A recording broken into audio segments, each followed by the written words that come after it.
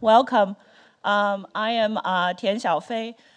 It's really an honor for me to chair this panel on culture with such a distinguished group of scholars on board.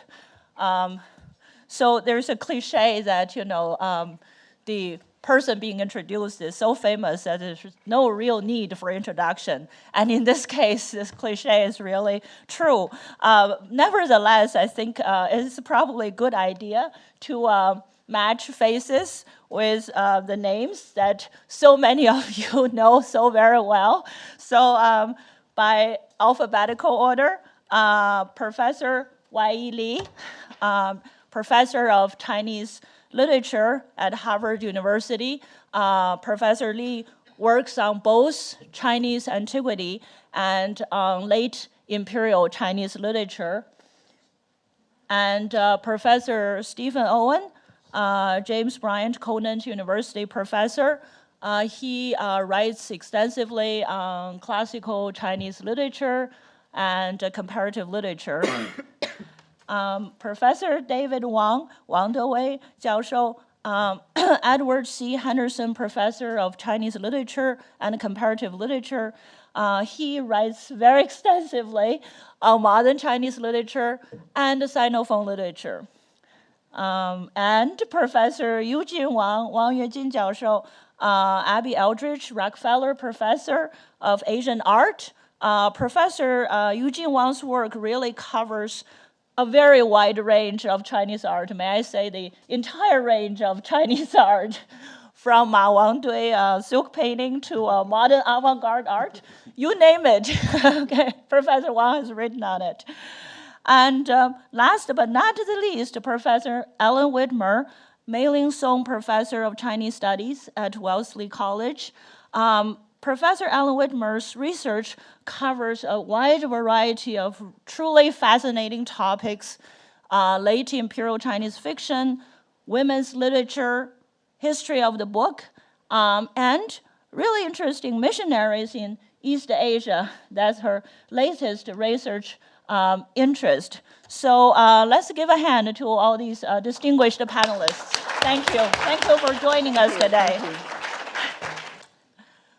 Well, we gather here today to celebrate the 60th anniversary of China Studies and Fairbank Center at Harvard. So we want to, I talked to my panelists, we want to basically take this great opportunity to step aside. The Chinese always say, great leap forward, 大跃进. So instead of doing great leap forward, maybe let's do a great leap aside, 大跃策, and reflect on some questions, some larger issues beyond our immediate research topics today. So I have taken the liberty to ask my panelists to give some broad reflection on three questions that I personally feel very interested in, and I would like to hear their takes on three questions, three issues. So first question, what, in your opinion, has changed in the past 60 years within Chinese humanities itself and in the world around it? So, two, what unique perspectives, in your opinion, does the Chinese humanities, pre-modern and modern, bring to the study of China today? Okay.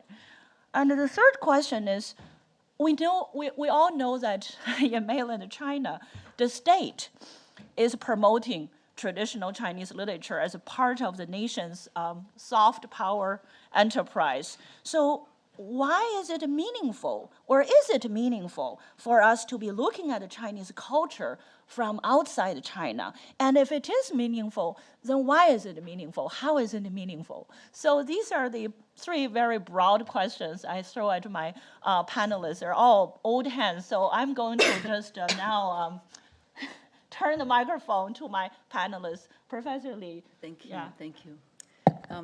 Well, first of all, I would like to thank Professor Tian for inviting us, and thank my colleagues, Professor Sony and Professor Elliott and everybody for organizing this event.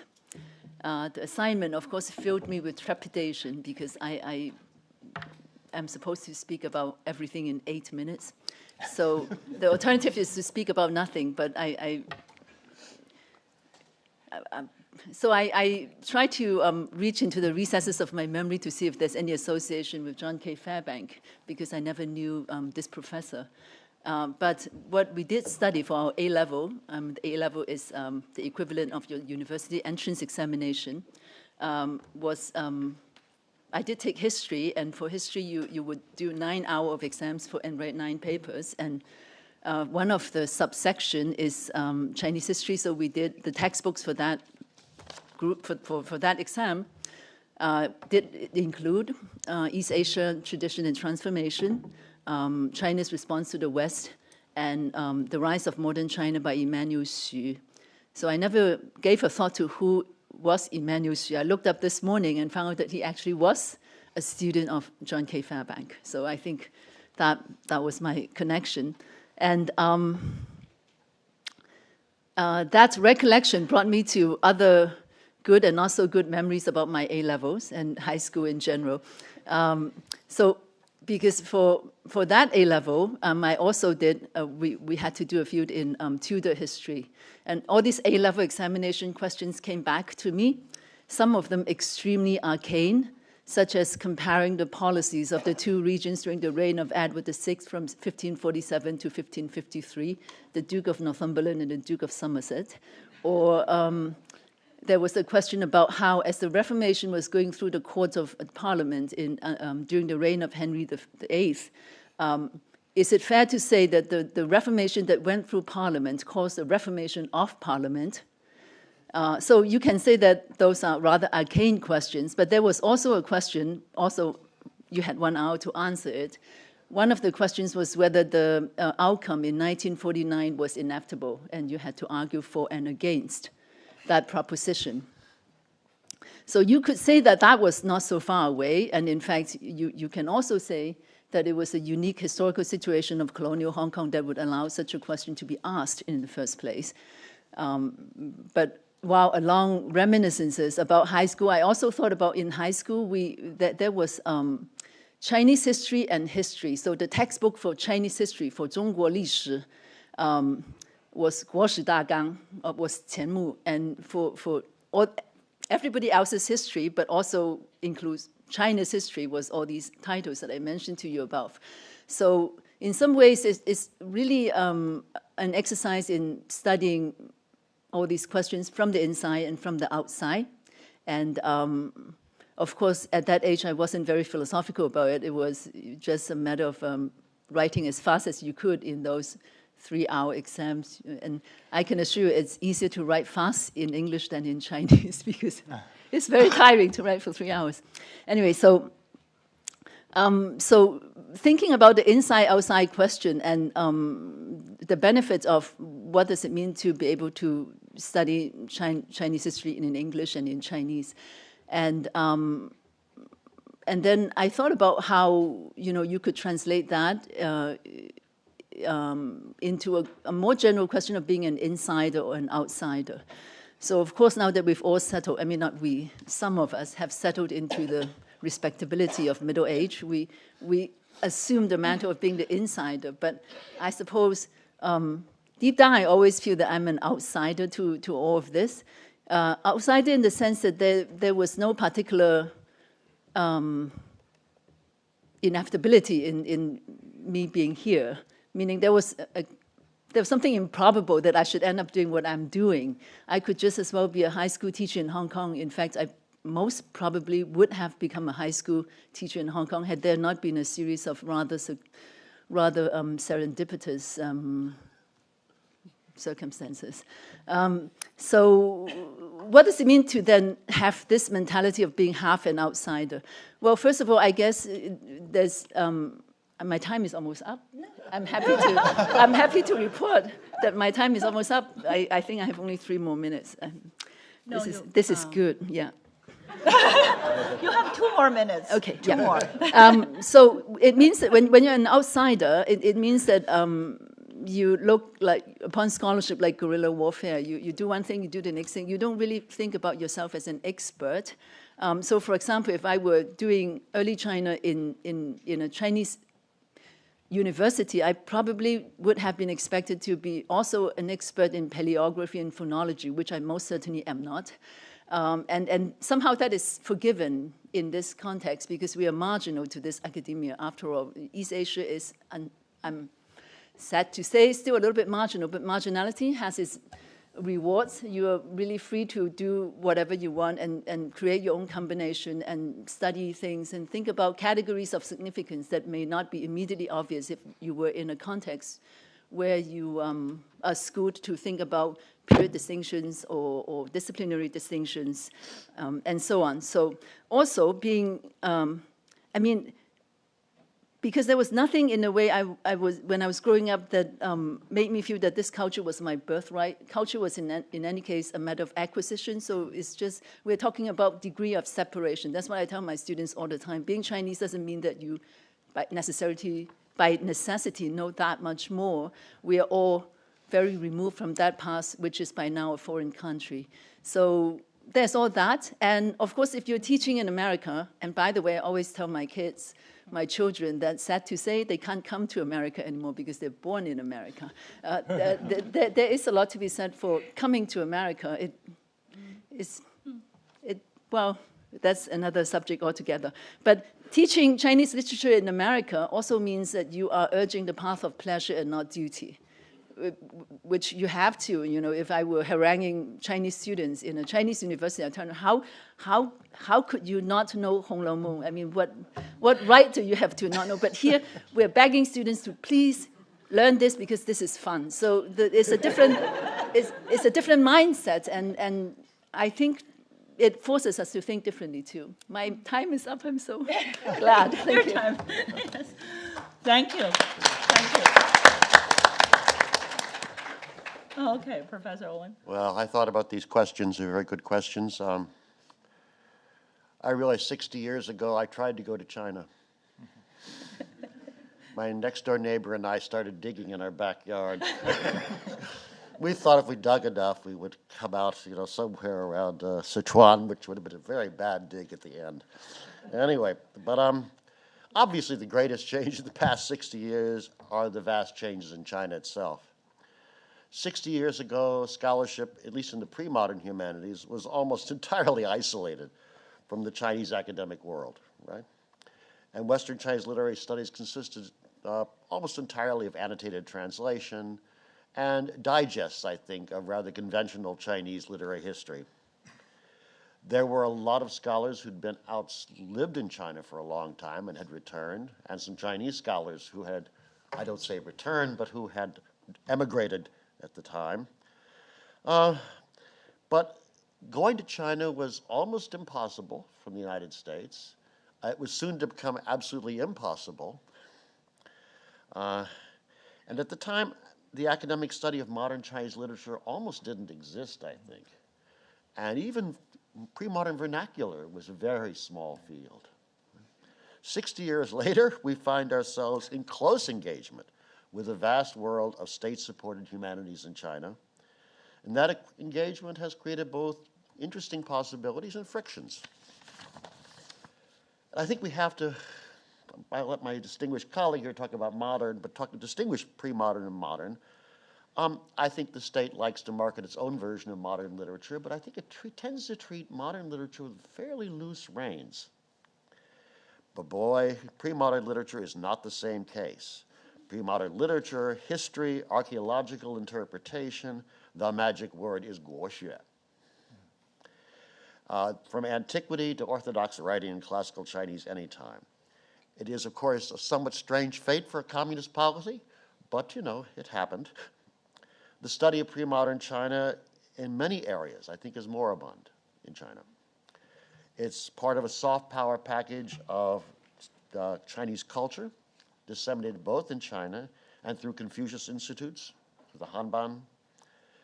That account of Chinese literature, culture at least, is comprised of unexamined facts, so-called facts, unasked questions. And in many Chinese universities, you have sometimes a stunning conservatism, There are a lot of scholars who are not, a lot of scholars who could entertain interesting questions.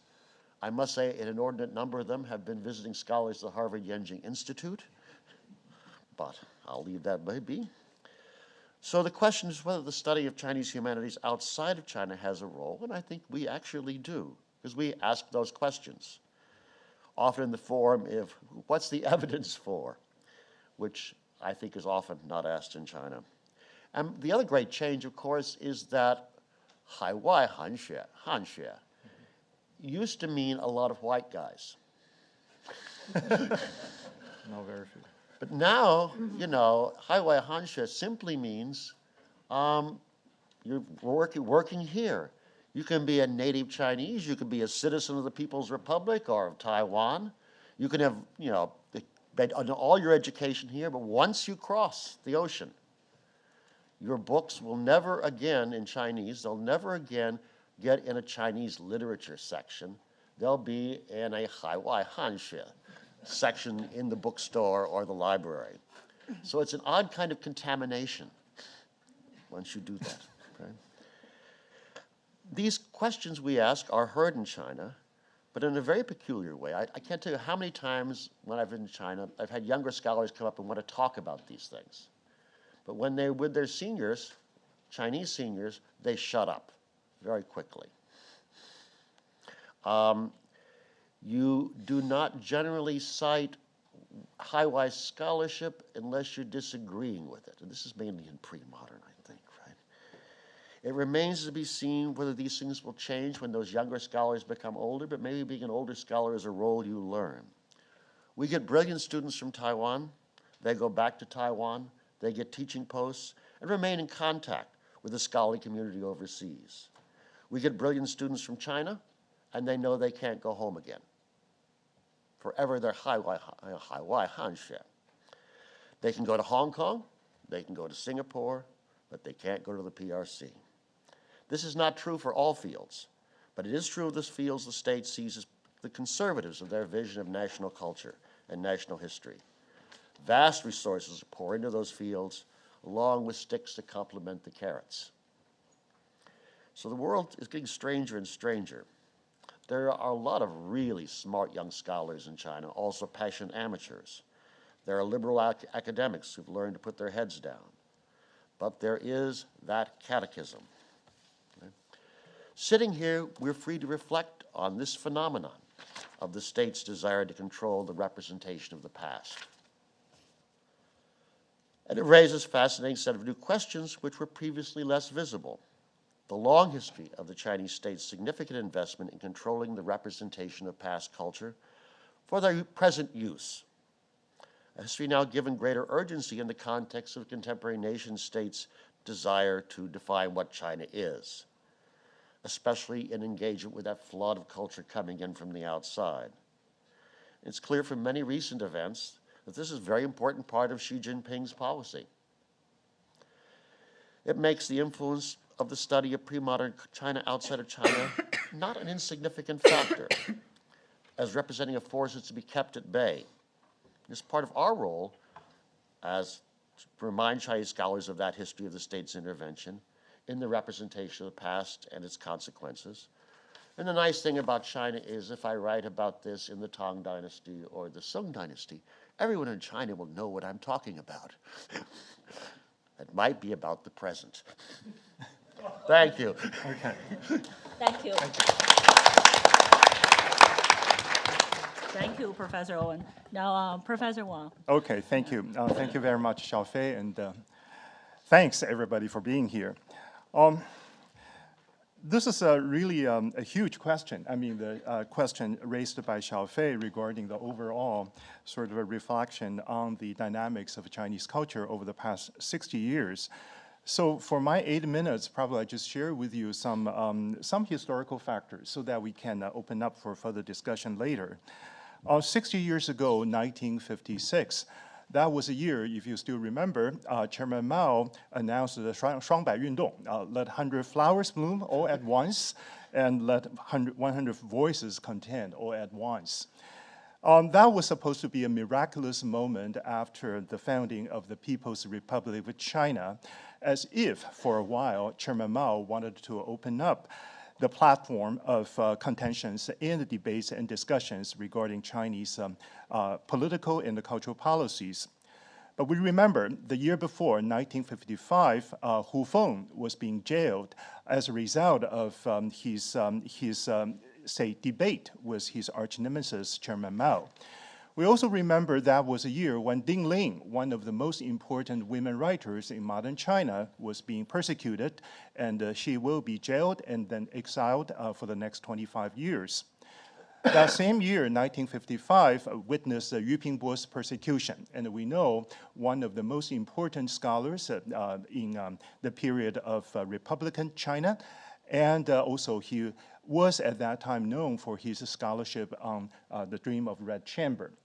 So the political climate wasn't really that friendly in mid-1950s for all this 双百运动 business. And also we remember the year after, 1957, Chairman Mao came out to say no more 百花 or 百家 anymore, right? We want to have anti-rightist campaign. And we remember more than 30,000, say, intellectuals immediately related to the persecution of the anti-rightist campaign. It was the same year, Chairman Mao published his famous 18 classical Chinese poems, 毛主席的古诗18首, as opposed to this whole new and, say, people's Republican policy for new kind of literature. So all these kind of contradictions, all these kind of contentions, I mean, something for us to remember and to think about 60 years after. And what is happening now in the year of 2016? I remember 3 weeks ago, Li Yuanchao, the vice chairman of the Chinese Communist Party, came out to endorse the latest wave of modern Chinese literature, 科幻小说, science fiction. And I don't know how many of you are familiar with the recent, say, popularity of writers such as Liu Cixin, 三体, Three-Body Question, and so on and so forth. Now a kind of an international phenomenon on behalf of contemporary Chinese literature. And I happened to see the link, on the link that our vice chairman happily endorsed all these science fiction writers, saying they're making a great contribution to the nation, 为国家做出了一定的贡献，不知道一定什么。And also these writers who otherwise had been known for their subversive style, their extremely fantastic intervention with contemporary Chinese politics, and their incredible imagination vis-a-vis the status quo of modern China. They were all lined up on the stage, you know, looking very wooden and happily, so to speak, endorsing the 国家副主席的 celebration. So talking about soft power, nowadays we're thinking of the more than 500 Confucius Institutes worldwide. We're talking about this annual quota of more than 8,000 访问学者 or 访问学生, right, everywhere, even including Harvard. We are all inundated with visitors from the PRC, and that's a kind of a soft power. But I probably want also to call attention to the soft power directed to the inward. That is how the contemporary, say, crop of writers, intellectuals, and the so-called public intellectuals being, in a way, pressured or co-opted one way or another to comply with the national policy. I particularly want to point out the factor of science fiction because science fiction, as we know, 100 years ago, at the turn of the 20th century, at one point was the most powerful and political intervention, literary intervention with Chinese politics. Liang Qichao and so on and so forth. That was a generation who wrote and bore witness to the changing dynamics of the Chinese fate. But 100 years after, we're seeing Li Yuanchao shaking hands with these science fiction writers. That's kind of soft power too, so we shouldn't overlook that. And probably we can open up with this question a little bit to think about the general question raised by Xiaofei. What does culture mean? I mean, to Chinese government, to our Chinese public. And for all the political movements and of the past 100 years, ups and downs of a national history, culture was always the centerpiece of our discourse. National discourse, cultural discourse, the historical discourse, and so on and so forth. Cultural revolution didn't start in the year 1966. It first started in the year 1931 when Chu Qiubai came up with his agenda, said we need a cultural revolution so as to overthrow the Republican China. And Chu Qiubai's proposal was carried out by Chairman Mao 30 years after the Cultural Revolution. And even to date, I think still culture, I mean, I don't understand how everything worked together so beautifully with each other. But still, I think the national policy was such that the culture was being celebrated one way or the other. Isn't it the case when even our president, Xi Jinping, told us we need to have a Chinese dream, right? And I thought this is a great moment for us literature people. Since when even our national leader sounded so literary, talking about dream, we are the experts interpreting dream. 我们是最会解梦的人. And of course, when the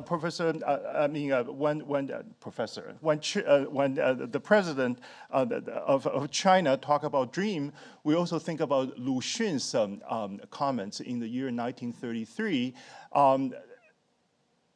It's easy to dream. It is not easy to interpret dream. And at a time when we are dreaming, we probably need somebody who wakes up from the dream to tell us or to bring back the true message about the dream. So culture here can mean a lot of things, and particularly at this moment, I think when we are here, gathering here to talk about culture, and the lineage, the genealogy of our understanding of culture is particularly important for us to think about. And on that note, I think we should definitely look back into the tradition, into the historicity of how we think about culture and how we interact with different kind of provocations of culture. And probably here we are, readers or professional readers and specialists in literature. And that's, I think, one part of a culture. And at a time when it is difficult for us to decipher the meaning of history or politics, read some recent literary works. And I think those are wonderful indices to our understanding of what's going on in contemporary Chinese politics, history, economics, and so on and so forth. So literature is everything. Thank you. Thank you. Thank you, Professor Wang. Okay, and our Professor Yuejin Wang. Actually, I'm the odd man out. I was rather chagrined to hear that people refer to this panel as literature panel. This is the art and literature panel, and I'm the only person. Culture. Oh, culture. Yes. Well, okay. But it comes to disciplinaries. I have to say we need to speak for, or I need to speak for my discipline. And I think one of the significant moves made was by this new dean of the humanities, who happened to be a former colleague of mine from History of Art and Architecture. So he's moving to dean's office, and I think one of the revolution he staged was that he renamed his title. Instead of Dean of Humanities, now it's Dean of Arts and Humanities. So which means that we are part of humanities, but we are also our own as a discipline. And our discipline used to be called fine arts. And in the parties, if you're not careful enough, you say, I'm studying fine arts, you say, oh, how's the market? So I refer to finance. But in any case, 60 years have made a lot of difference to our disciplines. And our discipline, as it is practiced in the United States, in the West, owed a great deal to the mid-century men. And they were quite larger than life because they had wartime experience, and like Michael Sullivan was driving trucks for Red Cross in Chongqing, and someone like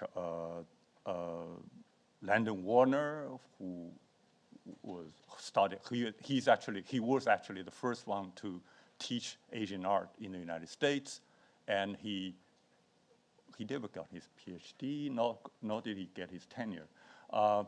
But he's a restless man, so actually there's sort of lore around him saying that he's actually the prototype of Indiana Jones.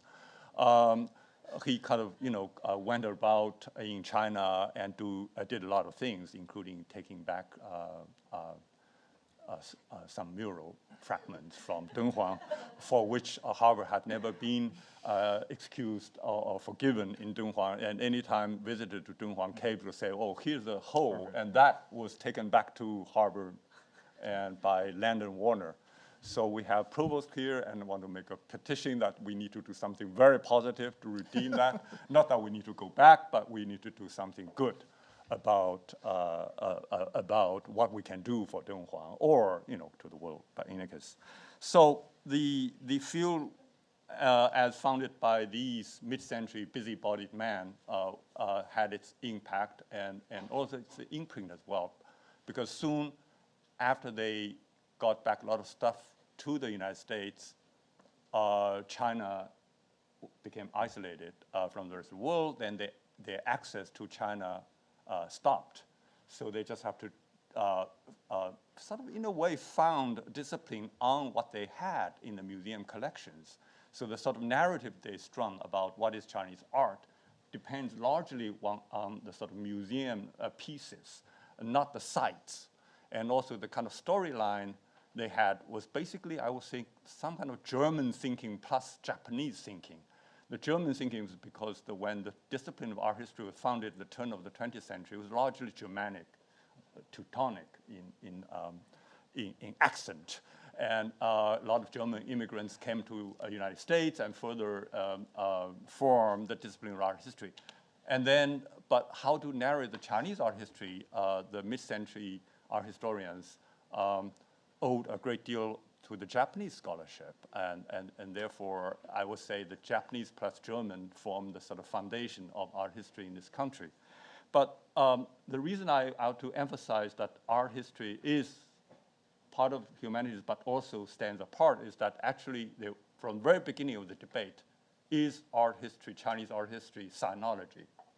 There were two camps, and actually the earliest works written by the early art historians, quite a few of them didn't understand, didn't learn, didn't read Chinese at all, actually. It's quite remarkable. Even one of the best-known textbooks by Sherman Lee didn't understand Chinese, didn't read Chinese. But in those days, they had this cult of the eye. They believe in the eye. The eye can read the form that you don't need the intervention and mediation of the language. So the argument went. But then the sinologists will go after them and say, hey, if you don't read the text, how do you know the context? So the debate became very polarized. But of course, 60 years of change brought that, basically made that irrelevant, because of course now you need to read forms, visual forms, therefore you are a historian. But of course you have to read the text because you have to need the context. So that was one of the biggest changes. Another big change is that the sense of canon is different. In old days, as I said, the kind of art history was basically built on the assemblage of objects in a museum storage room. And nowadays, any students, or especially a student of mine, have to do their hard legwork. They have to go to places, Dunhuang, Longmen, Yungan, and all that. So that comes with the job description for being art historians. And methodology has changed. In old days, it was basically a stylistic change as a sort of main narrative. You can just string up forms, not carrying the texts. And it's also the narrative is largely a canon, is largely a single medium narrative. So if you do painting, it's painting all the way through. And nowadays, it's very different. At least our students are very different. At least I force them to be different. That they have to account for how different media interact and how a kind of space is the sort of form, is the medium that organize artworks. So that probably, on pain of sounding self-congratulatory, our students tend to get the jobs, and people tend to ask why is it that it's all their students, but we follow different narratives and do things somewhat differently. Okay, now back to Xiaofei's second question. So what is the sort of disciplinary perspective that can bring to enrich our understanding of humanities subjects? Well, if you notice how many turns that have occurred in the humanities, largely, by rough account, you have the linguistic turn, you have the spatial turn, and then it's all art history. You have the you have the pictorial turn, you have the visual turn, you have the material turn, and now it's somewhat related, computational turn. That's the latest turn. But in any case, we all had an important part in it, especially since the pictorial and visual turn. I mean, if you think about it, if you go to any presentation, 90% of speakers will use PowerPoint. Even those text scholars, they use PowerPoint. And it's quite striking, because the visual turn is casting a spell, and everyone sort of is under that spell. So, and I guess the best example to argue for the specificity of the disciplinary perspective is, like, if you think about how the Cambridge history of ancient China was constructed, it largely goes in a two-track. One track is you have a bunch of historians, and the other, more importantly, or not important, equally important, put it that way, is a string of art historians. Because if you start to talk about Shang, you only have a bunch of inscriptions, oracle bone inscriptions. But then, largely, your material narrative depends on the reading of material evidence of the bronzes and so forth. So that's why David Keeley, the foremost historian of Shang, famously said, you cannot understand Shang unless you understand Tao Ti, meaning that pair of eyes. I mean, he's an extraordinary scholar, but I don't think in the end he understood Tao Ti. But anyways, that's just to say that, the disciplinary training and the toolbox is very important to do, especially with regard to these early materials. Give you another example, and that also goes back to the first question, how the field has changed. The first major history of Chinese sculpture was by a Japanese scholar, Omura Sakai. And when he was conceiving this kind of history, he was largely interested in collecting inscriptions on stone works, right, sculptures and so forth. So for him, sculptural history is largely history of inscriptions, right? So, I mean, in old days, you go to Longmen, you actually don't look at the great statues. You look at the Longmen Shijiuping, or the Longmen calligraphy as inscribed on the, So I'm saying that, but now it's changed. You take sculpture on their own terms. You don't. But in any case, so that's the second question. And the third question Xiaofei posed to us is, what is it that we do here in our history that is different from what they do in China? And I think this outside perspective is very important, because in art history, especially those of us teaching Chinese art history, I see Lothar there, we all are housed in a art history department, and we are very distinct minority by any account in terms of body counts. So we get voted out on pretty much every issue because we are a minority. Mm-hmm. So, but also that creates a sort of environment, intellectual environment, where we have to always compete with other, not just colleagues, but other art traditions. Because if you want to attract students to your classes, you have to compete with Michelangelo. You have to compete with Raphael. And to say, it's very easy on eyes. If you're not quite trained, you go to, Sistine Chapel, it's completely overwhelmed. Oh my God, this is great art, And the Chinese calligraphy, oh, that's sort of writing, the sense of art is different, and to make a case that, okay, maybe Chinese calligraphy is as important as Sistine Chapel, I mean, that needs a lot of argumentation and a lot of training, right? So that's sort of pressure that forces us to make a case in a way that our colleagues in China don't have to make that case, because everything for them is like taken for granted, is self-important, right? You don't have to make a case that, okay, Huang Tingjian's calligraphy is great, it's assumed, whereas we have to make that case. So, but the thing is, because of that pressure, we often know that we have to find the stuff, the storylines, and also a way of understanding the work differently from our colleagues or the current narrative. To give you an example, last semester I conducted a seminar, a graduate seminar on one particular Dunhuang cave. And then so in June, we presented our discovery. We were completely stunned by what we discovered. In other words, that entire cave essentially is a externalization of meditation, and which is breathtaking. The whole cave was structured.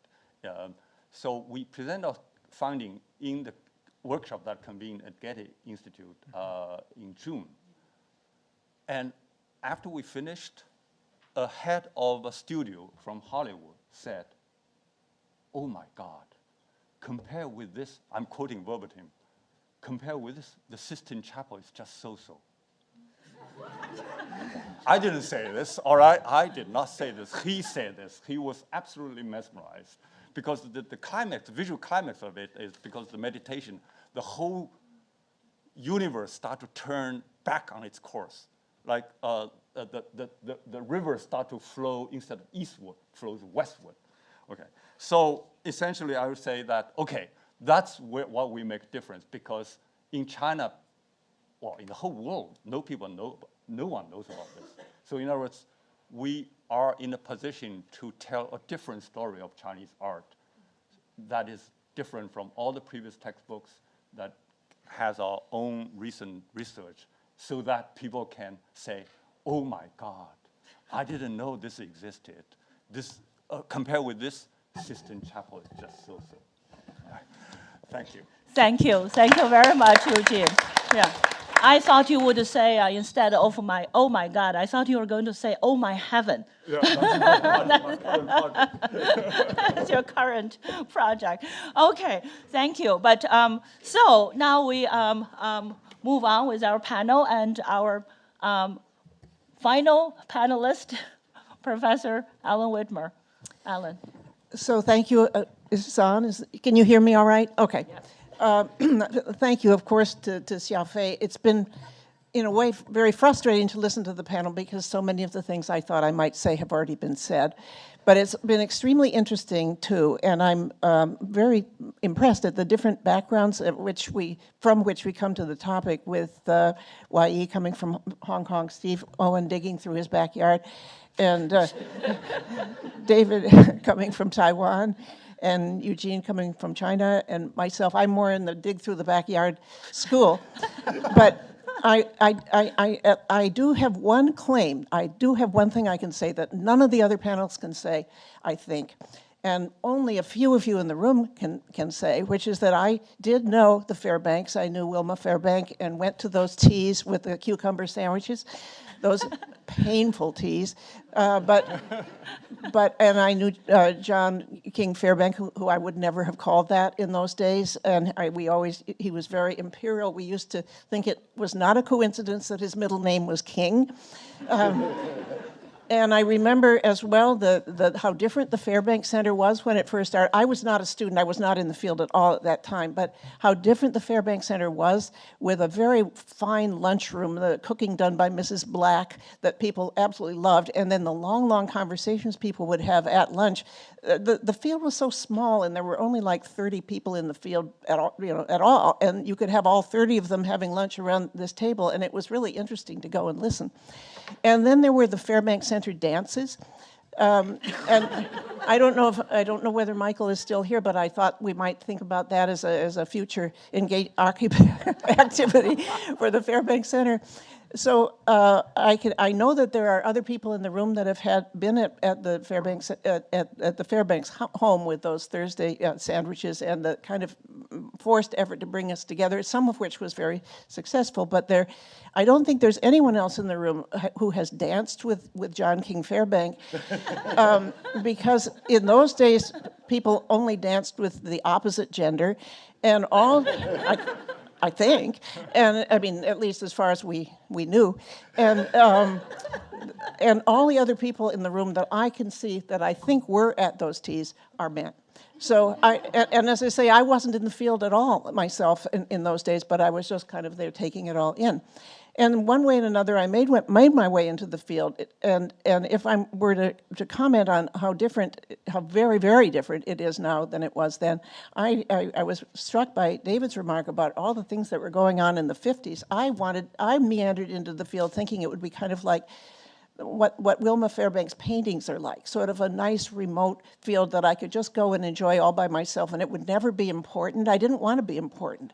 I wanted just to kind of go out and think about a different way of living or something, and then suddenly China happened.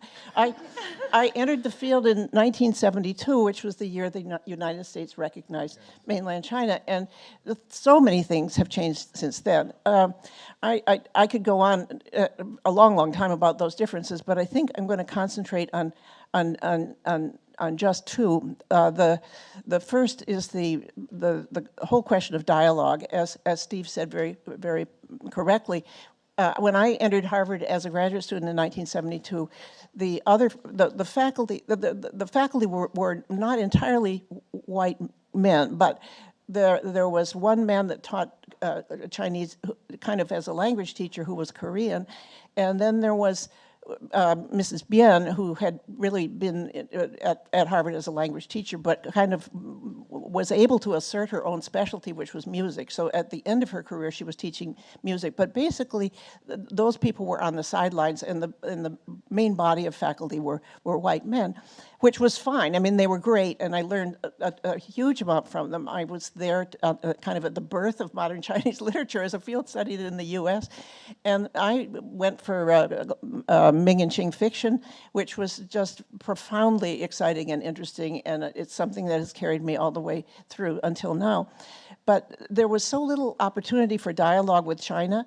We graduate students couldn't go to mainland China at all, and I didn't get there until 1982. We did all our graduate work in Taiwan and Japan, and we didn't know any Chinese scholars or any Chinese students. And we didn't know a thing about Ding Ling. And I mean, I remember when she came to Harvard. I remember, and Kathy was with her, right, Kathy? When she came, it was just so moving that there she was, you know. And after we did know a little more by the time she came, it was astounding to see her there. And then from that moment on, there's been a great deal more interaction. And this has, I've heard a lot of people talking about how we have to kind of sell China in the American university. We have to compete. I don't have to compete with Michelangelo, but I have to compete with a lot of other things, particularly the so-called STEM fields, what is it, science and technology and economics and mathematics, those fields that are deemed much more important, and as Wai-yee said, ours are mostly out there for funds, it seems. And you have to kind of make a strategy, and once you've made it, you get students. I tend to get students, a good number of my students now come from China, which I think makes for a much, much more interesting classroom than when I started. I'm constantly saying something that somebody will point out to me wasn't quite right, and fine. I mean, and we dialogue with the students in the classroom and they dialogue with each other. I think it's really a wonderful new experience and something completely different from what I started with in the classroom. But going back to my one claim to fame, which is that I danced with Fairbank, I want to mention the whole idea of gender studies, which has been a big part of my career. Gender studies was nowhere in sight when I went. I mean, the whole idea of studying gender was nowhere when I went. I mean, it didn't even occur to me. I was thinking about Shui Hu Zhuan or something, and that's not exactly a feminist novel. I mean, To put it mildly. And all we were thinking about libraries and how to discover new things and how to dig up facts about people and stuff like that. But gender was nowhere to be seen, and that came along very gradually. The gender studies workshop that I've been associated with at the Fairbank. Thanks very much to the Fairbank Center for its warm embrace of that field, and I've been working with that. I've been on the Gender Studies Workshop Committee, I think, for 20 years, and I came to it late. I think it's been going at the Fairbank Center for about 30 years, and the Fairbank Center has been very much in the forefront of that field. But it is something that, and there too, we get not just the Fairbank Center, but all sorts of people in China are interested in that field and studying it. I don't, I could go into some depth about the complications and what you can say and what you can't say and all, but it's been an entirely new way of looking at the field, not at all present when I was there, but one that I was allowed to pursue and even encouraged to pursue as time went on. So in those two ways, the much greater dialogue with China that we now have, and in the potential for, I think there's still a tremendous potential to go farther with gender. I mean, after all, gender itself is changing. What gender is anyone anymore? Is already a question that who would have ever thought to ask a long time ago. But there's a long way to go in both ways. In any case, I wanted just to bring out those 2 points and now to look forward to discussion from all of you. Thank you, Ellen. Thank you very much. Wow, this is extremely satisfying and very rewarding. I'm so glad I asked these questions. I got more than what I bargained for. But thank you all. I learned a tremendous amount from all these very rich kind of discussions of past, present, and thoughts about future, which we will contemplate in a moment here. So now, in the interest of time, I do kind of listening to all of you. I'm just kind of brainstorming and thinking about all these things that have changed. So apparently, in the past 60 years, a lot of things have changed. China has changed. The world has changed. And of course, the discipline or disciplines, Chinese humanities, have changed. As you have mentioned, sense of canon has changed. There's many things happening for better or for worse. For one thing, I was thinking of this interesting comparative kind of perspective. Sometimes it does make me wonder, though, Eugene, is it I mean, kind of this who's better, who's worse thing. Can we ever get out of the mentality or who indeed, is better than, how do we, especially when we have scholars working on comparative literature here, it's all kind of behooves us to think about these questions. I don't know how exactly to compare sometimes. I myself have this background in comparative literature. But I think it's always good to kind of have this sense of being in the world, juxtaposition of cultural traditions, to think beyond one's own box, whatever it is. I also get that there are a lot of, really kind of wonderful, positive changes. Yes, there were more women in the field. We have much better gender balance. So Fairbank were here today, he would have many more dancing partners. better ethnic balance. In fact, we kind of now need to think about even maybe affirmative action for white men. So, all these really kind of interesting, positive, sort of productive changes are going on. So instead of, me talking here, I did also give my panelists a kind of a assignment that is, or an opportunity. I'd like to think of it as opportunity to, if you, before we invite our audience to jump in, I know, you all must have a lot of questions and comments. Before we do that, just a few minutes and see if our panelists have any question for one another after this round of stimulating discussions. So, we can just open to the audience. Open to the panelists, or? I may take this opportunity to make an announcement that's very relevant to this occasion, because also to the Fairbank Center. We've just managed to persuade Fairbank's daughter to give all the material to the Fine Arts Library. So we now set up a Wilma, not John, because for our historians, Wilma is rooms larger than John. So Wilma Fairbank's material, her early field work, notes and drawings and reconstructive manuscripts have all been given to the Fine Arts Library. So now we officially have a Wilma Fairbank archive. And a lot more work need to be done, but I just want to take this occasion to make that announcement, and hopefully that our provost will give us more funding to and the Fairbank Center should give more funding to support this archive, because it carries the name.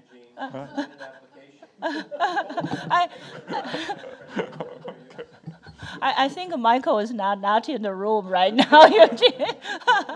Back there. Yes. So yes, and maybe in that case, maybe we should just open up to the open up the Xiaofei, floor. I do have one more thing. Yes, Is that yes. okay? I meant to say it earlier and I forgot. I was reminded by the very first speaker how much the teaching has depended on translation, for those of us who teach in English, and how grateful I am for the wonderful translations, and everybody at this table, but people that aren't at the table, like David Roy and the great Hawk's translation of Hong Lo Meng and so forth. It just has made.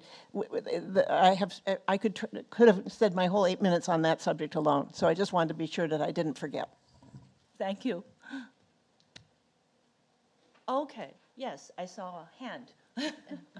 Yeah, I know. I saw it. My name is Wilt Idema. I had to introduce myself already. I have one question to the members of the panel. Of course, one aspect in which the work has changed enormously is the availability of materials. Digital databases are used by all of us. The amount of material is far bigger. In the old days, when I grew up at Leiden, we had a big library. We had 500 subscriptions. If it was not there, you forgot about it. Harvard Jensen had 1,000. But if it wasn't there, you forgot about it. Now, of course, everything is available. But we also know there are, these databases are not our own. They are prepared elsewhere under a regime that has its 7 don't speaks. 7 topics that cannot be discussed. Could you comment on how the availability of these databases has changed the work, changed the teaching, changed the research, and how you see the future and the reliability of these databases? Thank you very much. Okay, so let me do this. Maybe we'll collect a few more questions, and then we'll invite our panelists to reply. Yes.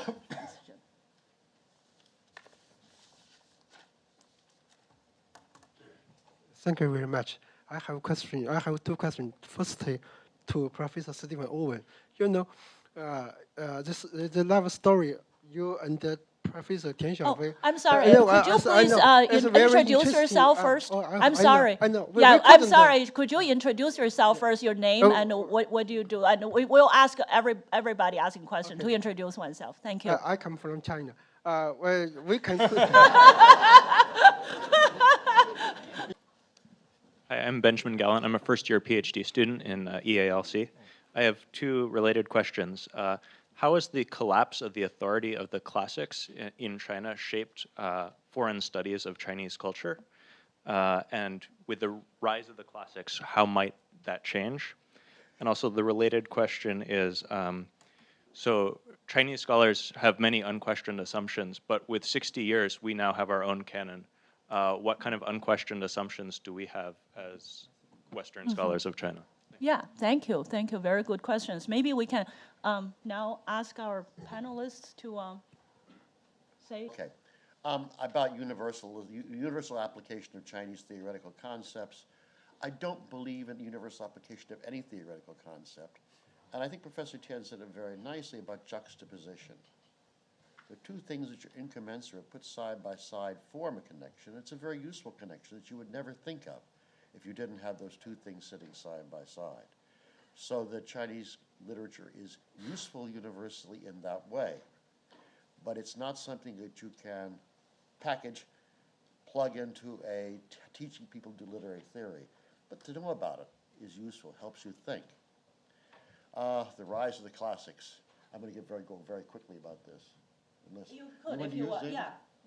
Pardon me? You want to do yours? Oh, okay, I can do my first. Yeah, you do yours. Yeah, I got to do this, but I want to do it Will's.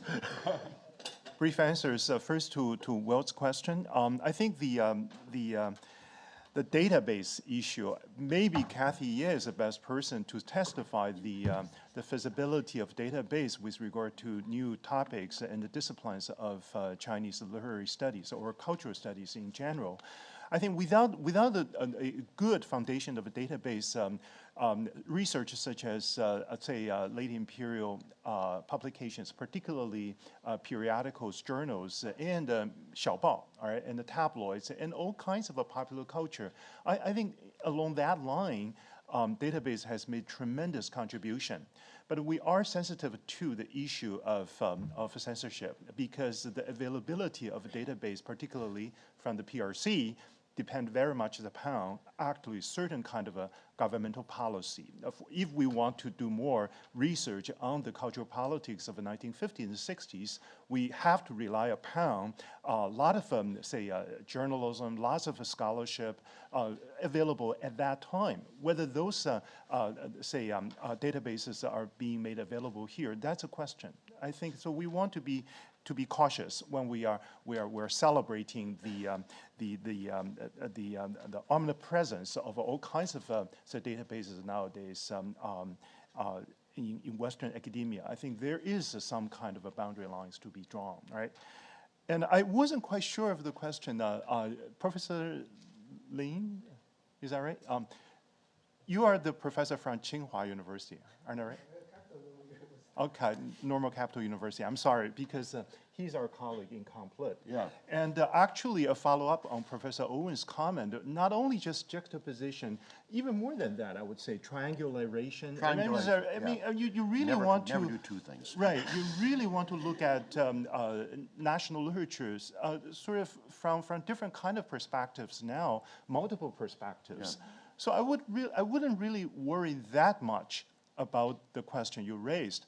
This being said, now answer for your second question. That is, you're curious about the linkage between classical and modern Chinese literature, and definitely I'm with you. I think this is extremely important for us in modern studies to recognize the lineages, plural, right, of classical literature in relation to the formulation of modern Chinese literary discourse and practice. For one thing, that is our definition of a modern, quotation marks, Chinese, quotation marks, and literature, with quotation marks, are actually all inventions in early 20th century. And 1902 was a year when literature was being formally introduced to the Chinese, say, university curriculum. Before then, literature wasn't being understood, practiced as we are doing to date. So now, 100 years after, I think it's about time for us to revisit the multiple, say, roots and ramifications of literature, at least in the Chinese tradition, and then take that new knowledge or new discovery to bear upon the multiple roots and the ramifications of literature as being understood and practiced in Western world, in Arabic world, and other worlds. So I think the question is huge, and it's a very significant one, and how we understand the dialogue, the dialogical relationships between modernity and the tradition. I think it's about time for us to seriously sort of pay attention to. So I think that's a question too big to answer in a short time, but let me just make note of this. Thank you. Yeah. Thank you. Yeah. Now, Wai-yee, would you like to say something? Okay. Yeah. Okay. Maybe first of all, also a question about Wilt's, regarding Wilt's question on databases. Since my own use of databases is, I mean, I use a few of them and they're quite reliable, so I don't know which unreliable ones you have in mind. I mean, yeah. Can I just interject? I think Will's question is really, really important. That is, I see in the United States, the study of late Qing and modern literature is very dependent on what the PRC government decides to release as data. Okay. Yeah, And so that's the much more. type of books that you Right. are not allowed to see, that is sealed from the imagination of Western scholarship and Chinese scholarship. Right, right. So in that, what they choose to develop as a field, the Chinese government has absolute control. Because I use 四库全书 and Academia Sinica Index, and those are kind of standard, right? So, yeah. Steve made a very good point. Yeah. Even there, I think that the government has a very, very strong hand in interpretation. I do wonder, I mean, quite aside from nefarious political control of information, how it affects our habit of thinking. It makes me almost feel guilty sometimes that we can find things so quickly right away, so we don't have to read a whole book to get there, right? So my only kind of excuse or justification is that actually it also makes you read more, because there are texts that you didn't know exist, and now it's there, and you actually read that chapter that you might not have read. So for what it's worth, there's that line of thinking too. So about Benjamin's question regarding Jingxue, so it's true that Jingxue as a discipline, in some ways, maybe it exists in Taiwan still, but in China they don't call it Jingxue anymore. So people study the classics, but that packaging is gone. So what does that mean? I don't think it means diminished importance. It does mean reading all these early texts with a lot of new context, excavator texts, archaeological knowledge, and comparative perspectives, and so on, which is, if you go to the bottom of it, is about understanding the significance of these early texts, right? So maybe not as a moral guide to your action, but certainly for their fundamental human historical importance. And this is not something that starts right now. Of course, it's, Gu Jiegang already did it 80 years ago.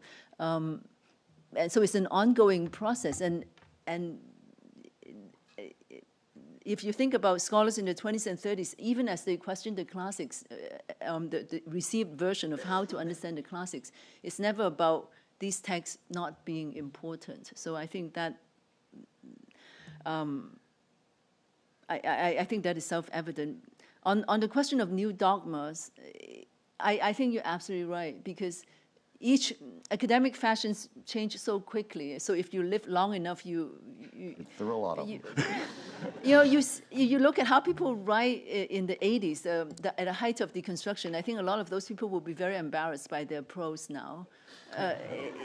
And so academic fashions come and go. So of course, it's very important to have that sense of independence of thinking, to not accept anything as just a given, that because everybody is talking about manuscript culture, so I take that view of manuscript culture or performance theory or whatever. So part of it is just a basic sense of reflection on your own method and a basic honesty about about how to grapple with it. And I don't think one can even have a set way to do this, right? So I think Chen Yinxue said it very well, 独立的思想 and 自由. So to maintain that independence and freedom is the most important, yeah. Thank you. So, Steve, you want to? Oh, yeah, I think I just probably, Wai just said it so well, I almost don't need to say it. I think you have to historicize the role of the classics. And they weren't what they were always in the Ming and Qing. The Tang, I think you had to memorize one, and they really didn't know them nearly as well as we think they did. They were very important books, but I think that kind of religious treatment of the classics can only be restored, and you talk about the rise of the classics again, it's a nostalgic object. It can never, ever be what it was. And yes, I agree completely with Wai. It's an act of questioning, and questioning oneself all the way. It's not, and there are assumptions in the act, having that desire to question is itself an assumption, and an unexamined one. But that's I true. think, We're schooled in the hermeneutics of suspicion, and we accept that as a given. Yeah. While the other things. A lot of things, after I think about them, I think the Chinese scholars are right. But I asked the question. And I'll very quickly, and I'll just turn it over to you. Yeah, one thing we can do now is we can read so much better than we ever could before. Because classical Chinese, at least, had gotten to be a very flattened language. You remembered the text, but the nuance of the words, which were very strong at one point, have been forgotten. And I think now with the databases, you can go see how a word was used or a compound was used. You look at how it's used 100 times, you get a sense of the boundaries. The interpretation, it doesn't make any sense because it's not consistent with the way it was used at a certain time.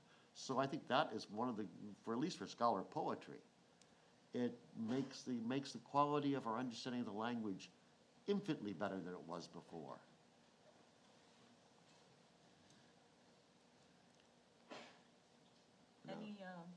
Anyone eager to jump up? Maybe with regard to Will's question, one thing is certain is that with the database, with all this availability of materials, the sort of scholarship, let's say, practiced by Qian Zongsu in the Guanzhi Pian, that sort of scholarship probably is a thing of the past because there's no more need for that, which raises another question, is that what sort of new narrative we need to have in framing issues, because you don't need to pile up evidence, but it's more about different ways of talking, writing, and which actually makes me a little anxious, but also maybe it's a moment of excitement as well. In other words, you already read that some of the news press start to use algorithm to self-write reports and journalism. In other words, some of the piece we read is no longer written by a human.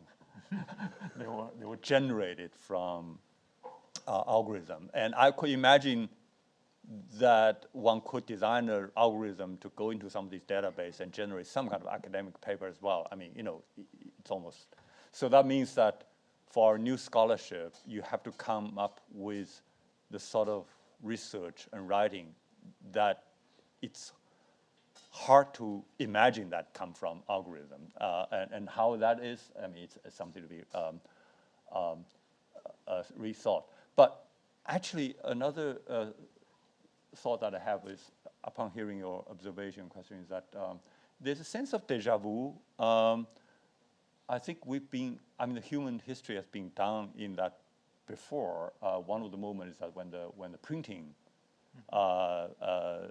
came along, and printing technology came along, and as Latour famously said that, actually the great men, when the printing came along, the great men no longer are the emperors and or the kings, but actually the bureaucrats who can have the tabulation of all different charts and different, assemblage of different forms in one printed layout.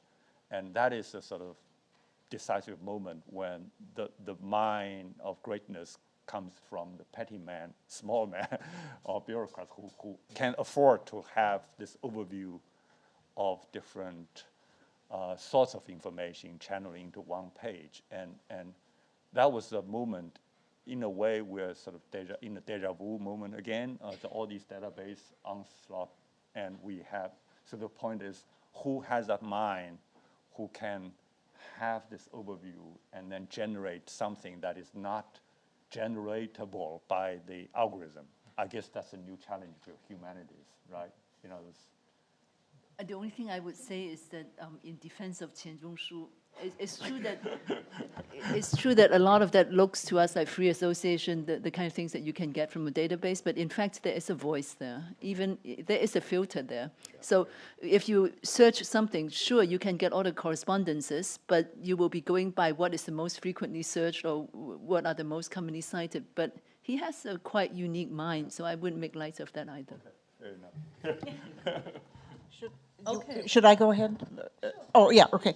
So I've been thinking and thinking as I listen, and on Will's point, question, I think it's so radical. The difference in my own projects over time have had everything to do with the changing availability of data, and easy to remember, struggling in graduate school to even get into the library and then to understand how to copy, and then all that, how to get stuff out, and now it's so very different. I'm not sure that my work is any better.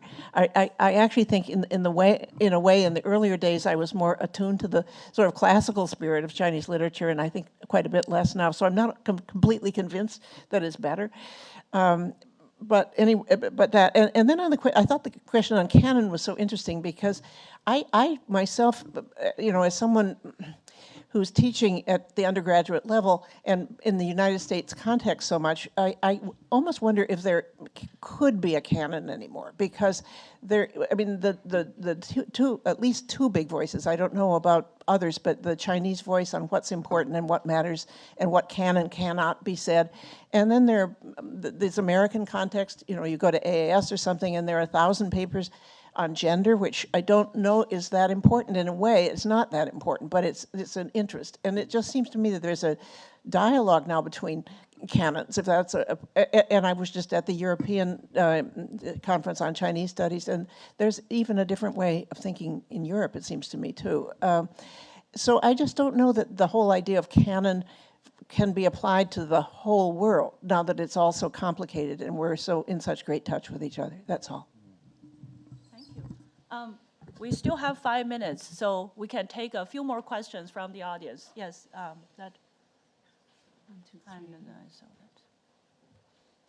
Thank you. I'm Zhi Jieshen from Shanghai Normal University. I'm the fans of Professor Stephen Owen. So the first question is to Professor Stephen Owen.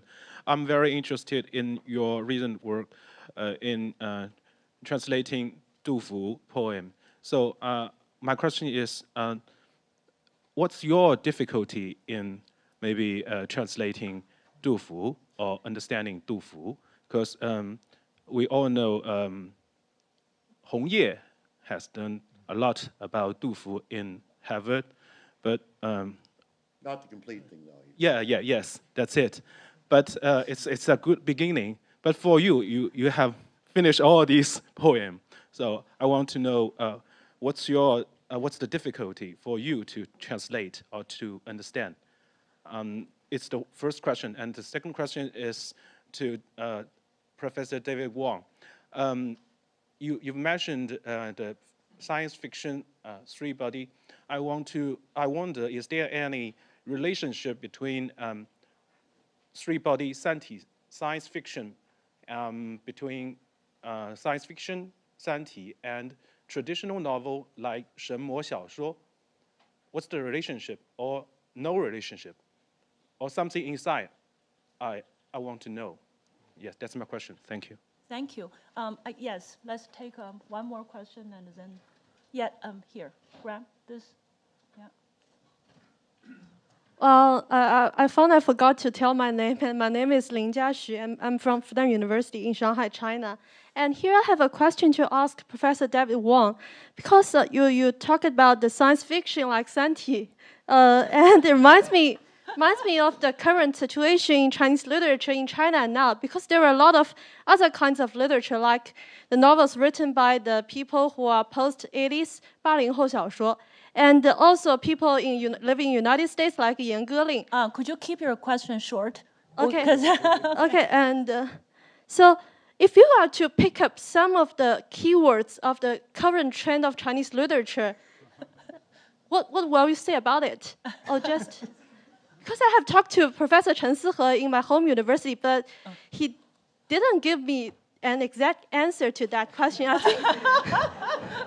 think it's quite complicated, so I just want to listen to what we all say. Thank you. Probably Professor Chen is in the audience right now. No, I'm just, okay, one last question. Yes, one last question. Alex Alton from EALC.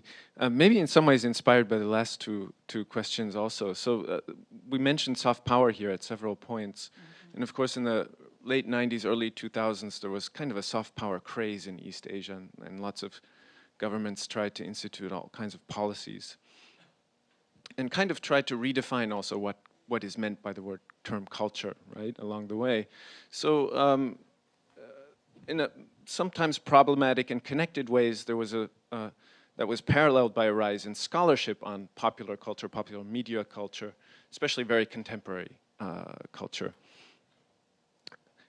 Especially in terms of research on the Japanese and Korean context, not so much in terms of the Chinese context. So my question is maybe two parts. On the one hand, why do you think there is that kind of imbalance or less of a focus on contemporary popular culture in research on everything from literature to moving images to art? And maybe the other question, what do you think the study of that kind of, these kinds of media objects can contribute to a new perspective on what is now then redefined as quote-unquote traditional culture? Okay, thank you. Now I'll invite our panelists to respond. David, would you like to? Okay. Yeah. Thank you for your interest in Senti and science fiction. And I see three questions actually interrelated to each other. First question about the linkage between contemporary science fiction in China and the 神魔小说, fiction of monsters and say deities or whatever, Ming-Qing tradition, a fantastic novel. To be frank, I don't see much linkage there. I can't talk about Lei Qing and early Republican science fiction vis-a-vis pre-modern 神魔, all right? But here we're talking about hard genre of science fiction, really a genre heavily influenced by Western science fiction. So this is, in a way, a kind of breakthrough. And at the minimal level, we can talk about national allegory. But I think good writers such as Liu Cixin have long gone beyond the boundary of just writing a national allegory. Actually, Liu Cixin was so popular because he really struck different chord with regard to our understanding of changing civilization of the human at large. It's really a very grandiose, kind of operatic kind of management of different kind of topics that may concern readers of different areas, regions in the world. I think that's why he's so popular. Related to that, now your second question about the keyword business, it's tough for me to come up with any keyword, but I can just relate a personal experience so that you probably can, or we probably can figure out some kind of keyword with contemporary Chinese, say either elite or popular cultural or literary phenomena. I remember in 2011, I was invited to give a talk at Beijing University. At that time, I chose a topic from Lu Xun to Liu Cixin, all right? And the audience were shocked because Lu Xun was a canonical figure. That's supposed to be the figure we want to enshrine and honor. But Liu Cixin at that time was popular only among readers online and readers of a specific kind of interest, science fiction, very minor genre. But at that time, I wanted to argue that maybe if we are talking about the political implication of Chinese narrative tradition from the modern era to the postmodern or post-socialist era, maybe utopia, and then dystopia, and then use the word heterotopia. And of course, the term was first coined by Michel Foucault. A kind of a sort of a space in transition, a kind of liminal zone, a kind of a contact zone where you don't know how to describe, and yet you can somehow discern the polemical or even political potential you want to engage with. I think for strong readers and the writers of contemporary China, how to inscribe or identify that kind of heterotopia, I think that probably is one way to engage with the contemporary scene of a popular literature or elite literature at large. And even among mainstream writers from Mo Yan to Yu Hua and so on, so probably that's still the term you can think about, right? And finally, with regard to this overall cultural production in post-socialist China, again, maybe still related to Liu Cixin's case. And we know Santi, Three-Body Question, now being translated into English. The first one is a bestseller, actually. In 1 month, it sold more than 100,000 copies. It's an amazing amount, all right? And then you have Hollywood investors and Chinese investors all bidding for the movie adaptation rights. And eventually, Hunan Dianshitai, this is a local satellite sort of a station, which won the bidding war, right? Hollywood, the movie investors, they all want to buy the rights, but too late, too slow. This is one way to show you how much money our Tongbao now have in China, right? And that's one thing. And then once the movie went into production, a lot of problems happened. And Liu Cixin, I happened to meet with him in Shanghai in June. He deplored the poor quality of the movie. And to date, supposedly the movie should have been released this summer, but now nowhere to be seen. Any preview, no, not at all. And more money was being poured in for so-called post-production sort of engagement. And, but while in the meantime, all the fans, everybody's waiting for the movie. And everybody, however, is projecting that this movie is out to be a disaster. So that's a really bizarre kind of a circulation of the so-called popular sort of desires and expectations. We want to see Three-Body Problem to be released, but also we're afraid of seeing a disastrous movie, right? Not disaster movie only. So in a way, it really spells the strange kind of structure of a feeling, at least among writers. And Liu Cixin felt that he was sort of involved in this kind of unfathomable whirlpool of a post-socialist sort of a money game. And the movie is merely a token on the surface, but all other sort of a contestation of a different kind of intentions, powers, and capitals. That's a problem we need to dig into. So still, I think this is a rather powerful phenomena, as you can testify to, right? This is an issue. And also telling us something about still, in a way, the power of literature, but not only in the traditional canonical sense anymore, but truly this is a new kind of ecology we want to look into and want to explore and understand more. Thank you. Thank you. Maybe a very quick response from Steve. Very quick. But I think one thing is if there's going to be any durability in earlier Chinese literature, we need something like Logues. We need a series of facing page translations, which will help people who read English better than they read classical Chinese, which includes a great many Chinese. And it will be a great contribution to not just the Dufu, but all subsequent volumes in this series, to keeping the past alive. Okay. On that note, our time, we have exceeded our time. So thank you all very much, this wonderful audience, and especially thank you for all our